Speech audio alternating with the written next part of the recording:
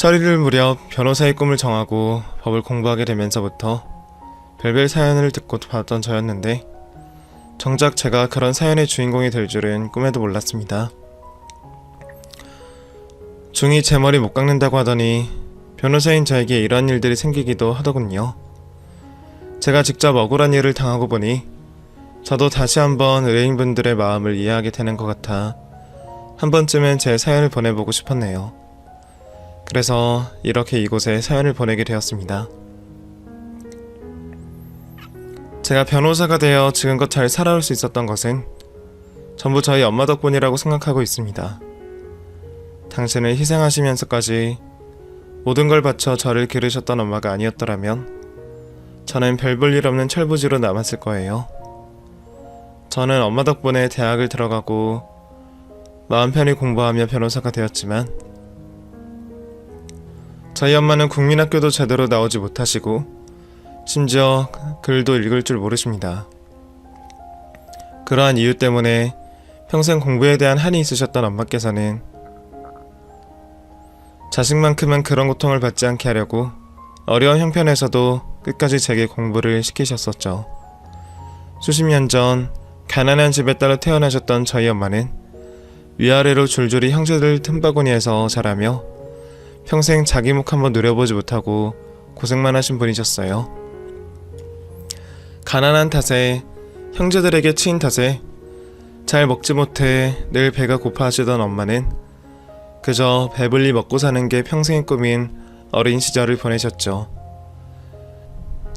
그런 저희 엄마는 학교에 월세금 낼 돈도 없어서 학교도 제대로 다니지 못하셨고 먹고 살기 위해 돈을 번다고 너무 어릴 적부터 고생을 하셨어요. 남의 집 식모살이에 공장 공순이에 한참 어린 나이 때부터 갖은 고생을 다 하셨다고 하셨죠. 그렇게 고생만 하다가 아버지를 만나 결혼을 하셨고 저를 낳으셨습니다. 그나마 시집을 가면 고생을 좀 덜하게 될 줄 아셨을 텐데 안타깝게도 엄마는 결혼 후에도 고생을 하셔야만 했습니다. 농부였던 아버지를 따라 농사를 지어야 하셨죠. 외할아버지께서는 아버지 친가에 땅이 좀 있다고 생각을 하셔서 시집을 보내셨겠지만 사실 친가의 사정도 그리 여의치 않으셨습니다. 그렇게 넉넉하지 못한 시골 농부에게 시집온 저희 엄마는 그 시절 모진 시집살이에 힘든 농사 짓느라 하루도 마음 편히 쉬신 날이 없었다고 하셨어요. 엄마는 손에 흙먼지가 쥐어질 새 없이 농사를 지으셨고 아버지가 일찍 돌아가신 뒤로는 홀로 저를 키우기 위해 아버지 몫까지 일을 하시며 평생 밭일을 하셔야 했죠. 그렇게 고된 삶을 사시면서도 저에게만큼은 모자란 것 하나 없이 키우려고 하시던 분이셨어요. 단 어렸을 적 자신이 너무 배고픈 생활을 해오셨던 분이라 엄마는 늘 제가 배가 고픈 것에만 걱정하시던 분이셨습니다. 다른 집 엄마들처럼 예쁜 옷에 예쁜 머리방울 하나 묶어주지 못하시면서 늘 제가 배가 고프지 않는지 물어오시던 분이셨죠. 어린 시절에는 철없이 그런 엄마가 부끄럽기도 했습니다. 워낙 일찍부터 고생을 하셔서 다른 집 엄마들보다 한참은 더 들어 보이는 우리 엄마의 모습이 부끄럽고 창피해서 저는 남들 앞에서 엄마를 보이는 걸 싫어했었어요. 그래서 엄마가 학교 여는 걸 무엇보다 싫어하고 부끄러워했죠. 도시락 두고 간 딸 걱정해서 학교까지 부랴부랴 찾아온 엄마를 보고 괜한 심술을 부리기도 했습니다. 정민아, 엄마가 도시락 가져왔어. 내가 학교 오지 말라 그랬잖아. 도시락 두고 가면 차라리 굶는다니까 왜 여기까지 찾아오고 그래. 그래도 공부하는 애가 어떻게 밥을 굶어? 밥은 꼭 먹어야 돼. 굶으면 못 써. 알겠지? 그깟 밥 한 끼 굶는다고 무슨 사단이 난다고 그러는지 저희 엄마는 초라한 도시락이 부끄러워 모른 척 두고 간 딸을 위해 먼 길을 달려와 도시락을 챙겨주셨지만 저는 그런 엄마에게 괜히 짜증을 부리는 못난 딸이었습니다. 서둘러 달려와 제게 도시락을 주고 돌아가셨을 엄마가 고작 버스비 몇 푼 아끼겠다고 몇 시간 거리를 걸어서 가신다는 걸 모르고 말이죠. 저희 엄마는 늘 그러셨어요. 당신은 무슨 고생을 하더라도 자식만큼은 조금이라도 챙겨주고 싶어 하시던 참된 부모셨죠. 그랬던 저도 엄마의 지극정성을 깨달으며 조금씩 철이 들었고, 어떻게든 저를 공부시키려는 엄마를 보며 마음을 다잡아갔습니다. 그렇게 마음을 다잡고 막연히 공부를 하다 제가 꿈을 가지게 된 계기들이 있었어요. 엄마가 글을 몰라 억울하게 피해를 당하는 일이 무척이나 많으셨거든요. 젊어서는 글을 몰라 제대로 된 임금을 받지 못하셨다고 했었고, 사기를 당하는 일도 참 많았다고 했습니다. 계약서 쓰며 돈 빌려달라던 지인들 말만 믿고 없는 돈까지 빌려줬지만, 차용증인 줄 알았던 종이들은 전부 보증에 대한 각서였거나 아무렇게나 휘적은 의미 없는 내용들이기도 했죠. 그래서 저는 저희 엄마 같은 억울한 사람들을 돕기 위해 변호사가 되기로 결심을 했습니다. 물론 결심을 했다고 꿈을 이룰 수 있는 건 아니었으니 제가 할 수 있는 최선을 다해보기로 결심하고 정말 열심히 공부를 하게 되었죠. 제가 대학 들어가는 게 꿈인 저희 엄마의 꿈을 아주 멋지게 이뤄드리고 싶었습니다. 그동안 저희 엄마가 절 키우신다고 매일 새벽같이 일어나 밭으로 나가시고 땡볕에 땀 뻘뻘 흘리며 고생하신 걸 생각하면 제가 책상에 앉아서 팔자 좋게 공부하는 건 그리 힘든 일이 아니었어요. 그렇게 이를 악물고 코피 쏟아가며 열심히 공부를 했던 저는 다행히 학비가 비교적 저렴한 국립대의 법대에 들어갈 수 있었습니다. 대단한 명문대는 아니었지만 그래도 국립대 법대에 합격했다는 건 제게는 무척 대단한 일이었습니다. 또 저희 엄마에게는 자식이 대학 문턱을 밟았다는 것이 기적같은 일이었죠. 엄마는 딸이 대학에 들어가 엄마의 한을 풀어주었다며 무척 좋아하셨고, 저는 그런 엄마의 행복을 지켜드리기 위해 열심히 대학 생활을 했습니다. 변호사가 꿈이었던 저는 대학에 들어간 것만으로 끝이 아니라고 생각했고 다음 단계의 준비를 하기 시작했죠. 당시는 사법고시 폐지가 확실히 되어 있던 시기였던 때라 다른 사람들은 로스쿨을 알아보고 있었지만 저는 사법고시를 포기할 수 없었습니다. 대학 학비 때문에 국립대를 택했던 제가 그 비싼 로스쿨 학비를 댈 여력이 없었거든요. 저 같은 가난한 학생들이 개천에서 용날 수 있는 마지막 기회는 오로지 사법고시뿐이라고 생각하여 몇 년 남지 않은 사법고시를 제 모든 것을 걸고 준비를 하게 되었죠.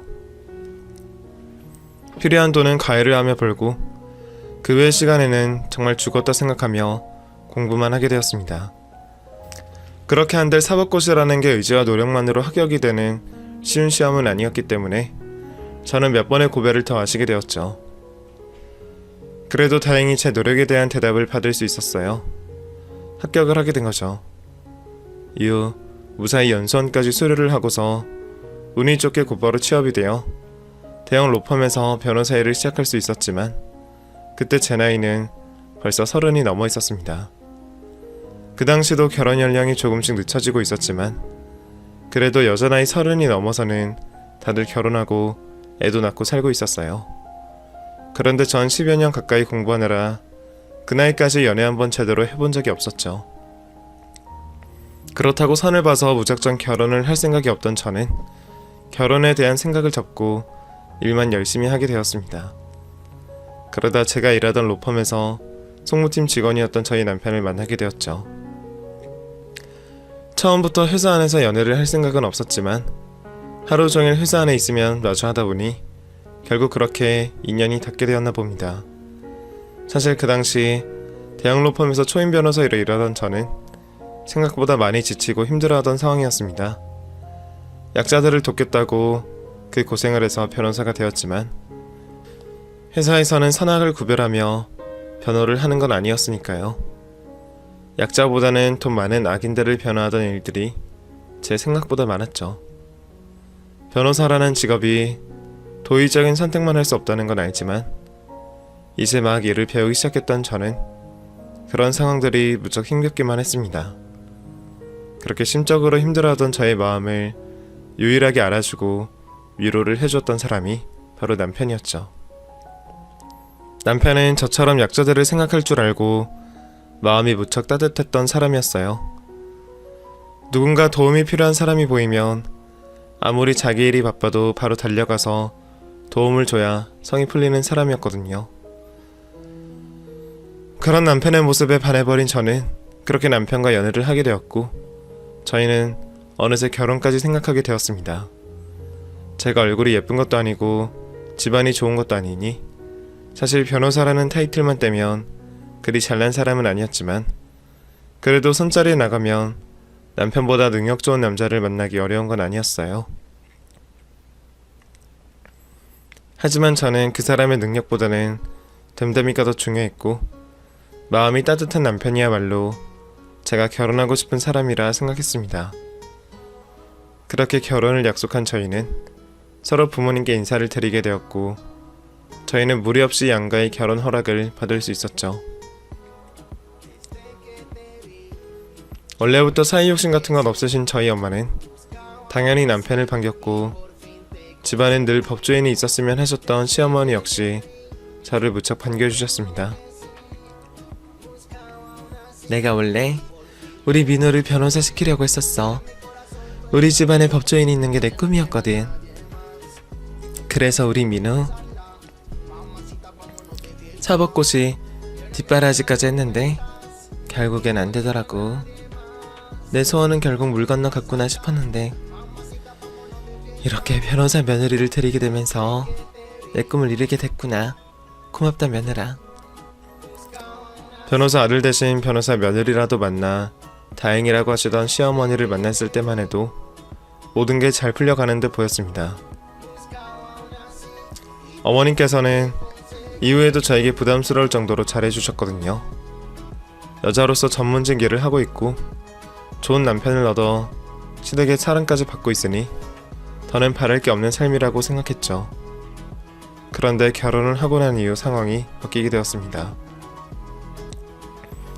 남편과 신혼여행에서 돌아오자마자 저를 예뻐해 주시던 시어머니께서는 저에게 대하던 태도가 바뀌셨어요.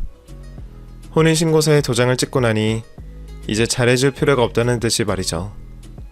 신혼여행을 마치고 신혼집에 도착하자마자 그 사이를 못 참고 어머님께서는 저에게 전화를 해오셨습니다. 그리고 왜 전화를 하지 않느냐며 묻기 시작했죠. 네 어머님, 안 그래도 이제 막 집에 들어와서 전화 드리려고 했는데. 도착을 했으면 바로바로 전화를 해야지. 전화 기다리고 있는 상대방도 생각해줘야 하는 거 아니니? 그래, 우리 민우는 어떻니? 비행기 타고 오면서 별 문제는 없었고? 아 네, 저희 둘 다 조금 피곤한 것 빼곤 괜찮아요. 그래, 모레부터 민우 출근해야 하잖니. 그러니까 네가 신경 좀 많이 써줘라. 우리 민우가 예민한 성격이라 여행 다녀오고 나서는 신경 쓸 게 더 많으니. 그때까지만 해도 평생 살던 자식과 떨어진 부모님의 걱정될 마음 정도라고 생각했습니다. 그런데 이런 말들 모두 저에게 남편 뒷바라지를 하라는 말이었더라고요. 이후에도 제가 의뢰인의 변호를 준비할 때, 또 재판을 받고 있을 때마다 시모는 수시로 전화를 해서 남편 관련된 이야기를 했습니다. 제가 전화를 못 받으면 짜증을 내기도 했죠. 너 왜 내 전화 안 받아? 너 벌써부터 시어머니 무시하려고 그러는 거야? 아니요. 방금 전까지 고객분과 대화를 하고 있었어요. 소송 관련된 이야기라서 중간에 끊고 전화 받기가 힘들어요. 어머님, 그래서 말인데 하실 말씀 있으시면 문자로 남겨주시면 안 될까요? 아니면 제가 시간 날 때 전화 드릴 테니까 연락 바란다고 남겨주시던가요. 내가 너희 또래처럼 문자를 잘 쓰는 게 아니잖니. 전화로 금방 끝날 말을 어느 세월에 문자를 쓰고 있어. 그리고 너 내 전화 받기 싫어서 핑계대는 거 아니니? 난 네가 왠지 나를 무시하려는 것 같다는 생각이 들어. 네? 제가 왜 어머님을 무시해요? 정말 일이 바빠서 그랬어요. 저도 성깔이라면 있었지만 이제 막 결혼을 한 새댁인데 시모에게 성질을 낼 수는 없었어요. 그렇지만 그런 말을 듣는 것도 아니다 싶어서 남편에게 알아서 잘 해결해달라고 부탁을 하게 되었죠. 여보, 오늘 어머님께 몇 번이나 전화한 줄 알아? 내가 오늘 혹시나 싶어서 내 리듬 깨지지 않으려고 아침에 문자까지 보냈어. 재판 있으니까. 하실 말씀 있으시면 저녁에 해달라고. 근데 그런 거 전혀 신경 쓰지 않으셔. 왜 당신 관련된 이야기를 나한테 하시는 거야? 당신한테 하지 않고? 이러면 곤란하다는 거 당신도 알지? 당신이 좀 어머님께 잘 설명해드려. 그리고 이런 일 반복되지 않게 해주고. 엄마가 내가 말한다고 듣나? 당신이 엄마 좀 잘 맞춰드려봐. 그게 가장 나을 거야. 남편은 제가 시모에게 괜한 의심을 받았다는 것도 구박을 받은 것도 알면서 시모에게 아무런 말도 못했습니다. 결혼을 알게 된 거지만 남편이 시모 말이라면 꼼짝 못하는 마마보이였거든요. 결국 시모가 하는 말이라면 한 귀로 흘리려고 하고 연락을 받을 수 있는 상황에는 최대한 받으려고 제가 노력을 하게 되었죠. 그런데 제가 억제를 부리는 시모에게 가만히 있으니 시모는 저를 가만히로 봤던 것 같아요. 더한 억제를 부리더라고요. 아이를 가지지 못하는 것까지 제 탓으로 몰아가곤 했거든요. 정말 저의 문제라면 제가 억울해할 일이 없었겠죠. 그런데 하늘을 봐야 제 잘못인지 남편 잘못인지 잘잘못이라도 따져볼 텐데 잘잘못을 따져볼 일마저 생기지 않았습니다. 허약한 남편은 일을 마치고 와서는 녹초가 되었고 그런 이유로 아이를 가질 틈이 없었거든요. 그런 상황에 제가 화를 낼 만한 일은 몇 가지 더 있었어요. 엄마는 남편이 찾아왔다고만 하면 백년 손님이라며 왕을 모시듯 행동하면서도 항상 해준 게 없다며 미안해 하셨습니다. 그에 반해 시모는 저에게 어떻게 대했을지 대충들 짐작이 되실 거예요. 저희 친정에서 남편이 받는 대우와 정반대로 그 집 하녀 취급을 받았죠. 그뿐만이 아니었습니다. 결혼 전에는 저희 엄마 보고 딸 변호사 만들어 대단하다고 하던 시모가 결혼 후에는 엄마 보고 한글도 모른다며 말을 둘러 무시를 하더라고요. 그런 말을 듣게 되면 이혼을 하고 싶은 마음이 굴뚝 같았지만 엄마 생각이 나서 그럴 수가 없었습니다. 제가 이혼을 한다면 엄마가 자신의 탓을 할 게 뻔했으니까요. 시모만 무시하고 살면 큰 문제가 없었으니 최대한 시모와 마주치지 않으며 결혼 생활을 이어가려고 했죠. 그러던 중 엄마에게 좋은 일이 찾아왔어요. 엄마가 가지고 있던 땅이 개발지로 선정이 되며 땅값이 폭등하게 된 거죠. 평소 저와 농사 이해에는 관심이 없던 엄마는 그 소식마저도 잘 모르고 계셨습니다. 우연히 그 소식을 접하게 된 제가 엄마에게 먼저 말하면서 아시게 되었죠. 엄마, 아빠가 땅 물려준 거 있잖아. 거기 개발된다는 소식 들었어? 아마 땅 사겠다고 온 사람들 때문에 난리일 텐데? 동네 사람들한테 듣긴 들었어. 나야 그런 거에 관심 없으니 뭘 잘 아나. 그냥 그런가 보다 하고 있었지. 어쩐지 동네에 외지 사람들이 엄청 찾아오더라. 우리 집에도 부동산 아저씨가 와서는 땅 내놓을 생각 있냐고 물어보던데 엄청 많이 올랐나봐? 그럼 엄청 올랐지. 아빠 돌아가셔서 상속받을 때랑 비교도 할 수 없을걸? 자세한 건 그쪽 분위기를 봐야겠지만 적어도 몇십 배야. 내가 그 소식 듣고 얼마나 좋아했는지 알아? 이제 우리 엄마 고생도 덜하고 편하게 살 수 있을 것 같아서. 엄마 그 땅 팔아서 받는 돈 엄마 쓰고 싶은 곳에 다 써. 맨날 내가 준 돈은 자식 힘들게 벌어온 돈이라며 못 쓰겠다고 했었잖아. 그 땅 팔고 난 돈은 모두 엄마 돈이니까 마음대로 쓸 수 있겠지? 아직 팔리지도 않은 땅 가지고 무슨. 그리고 그 돈이 왜 내 돈이야? 그 돈들 아끼고 아껴서 너한테 물려줘야 하는 돈들인데 엄마는 돈 써본 적이 없어서 오히려 돈 쓰는 게 더 불편해. 그냥 지금이 좋아.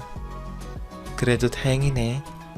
엄마가 죽고 나서 우리 딸한테 물려줄 게 하나도 없을까봐 걱정했었는데 그 땅 올랐다고 하니 이제 부모 노릇은 할 수 있겠다 싶다. 또 그 소리. 엄마가 뭘 못해줬다고 그래. 딸 공부시키겠다고 그렇게까지 했으면 된 거지.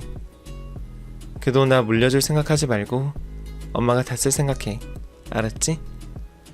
엄마는 큰 돈이 생긴다는 말에도 자신의 편안한 노후를 생각하시기보다 저에게 물려줄 재산이 생겼다고 좋아라 하셨습니다.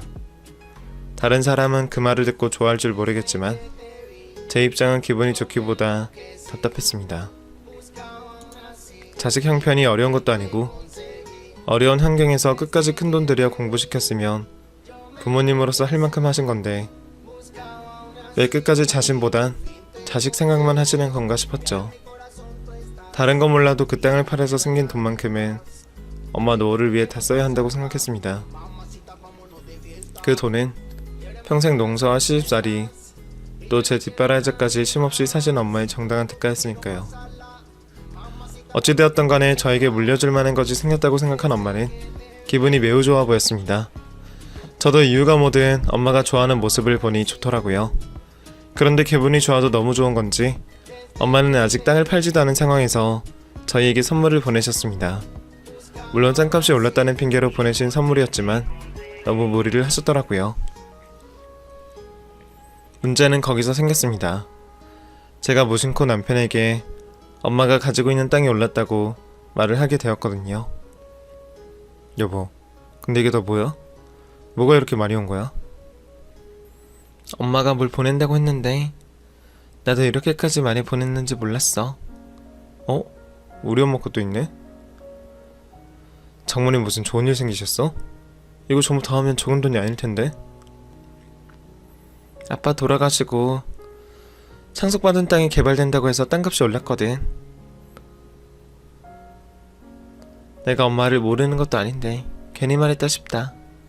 우리한테 이렇게 챙겨줘 놓고 자기는 또 먹던 반찬 그대로 먹고 있을 거 아니야. 장모님 땅값이 올랐다고? 당신 언제 알았어? 나한테 그런 말 없었잖아. 나도 며칠 전에 우연히 알았어. 우리 엄마는 별 관심도 없어서 얼마나 오르는지 모르고 있었고. 근데 내가 꼭 그걸 당신한테 말해줘야 돼? 당신 혹시 그 땅 팔아서 생긴 돈으로 도움받으라는 생각이면 꿈도 꾸지 마. 우리 엄마가 어떻게 살아오셨는지 알지? 나 그 돈 전부 우리 엄마 쓰고 싶은 대로 쓰게 할 생각이니까. 아, 직장인 내가 도움은 무슨. 그냥 좋은 소식이니까 궁금해서 물어본 거지. 근데 얼마나 많이 올랐길래 장모님께서 이런 선물을 보내신 거야? 평당 몇백 되나? 엄마가 땅값 때문에 이렇게 했겠어? 그걸 핑계대고 이때다 싶어서 보낸 거겠지. 당신 피곤하지 않으면 어머님 앞으로 온 택배 가져다 드리고 와. 우리 엄마가 드리는 거라고 꼭 말씀드리고. 그리고 땅값 얘기는 하지마. 다른 뜻이 있어서 그런 건 아니고 옛말에 사촌이 땅을 사도 배가 아프다고 했어. 괜히 돈 관련된 이야기 해봤자 좋을 게 없다는 소리니까 다른 말 하지 말고 이것만 갖다 드리고 와. 저도 남편에게 말을 하고 아차 싶긴 했어요. 가족 간이라도 돈 이야기는 조심해야 탈이 없으니까요. 그런데 이미 나온 말을 쓸어 담을 수도 없었고 그 정도로 단도리를 해놓으면 다른 문제가 생기겠거나 싶었습니다. 남편도 저희 엄마가 얼마나 고생을 하셨는지 알고 있었으니까요. 또 돈이야 제가 잘 가져다 주었으니 욕심 부릴 거라고 생각지도 않았죠. 그런데 제가 너무 안일하게 생각을 했던 것 같습니다.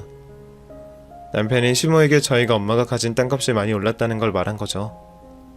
시모는 자신에게 떨어질 콩고물을 바라고 있었습니다. 그 욕심을 숨기지도 않고 바로 보이더라고요. 아들에게서 그 이야기를 듣게 된 시모는 주말을 맞아 가족끼리 모여 식사를 하자며 저희를 불러들였습니다. 그때까지만 해도 무슨 바람이 불어서 그러나 싶었어요. 제가 남편과 결혼을 한 후로는 시모가 저에게 밥을 차려주는 수고를 하지 않으려고 했거든요. 집에 있다가도 식사 때가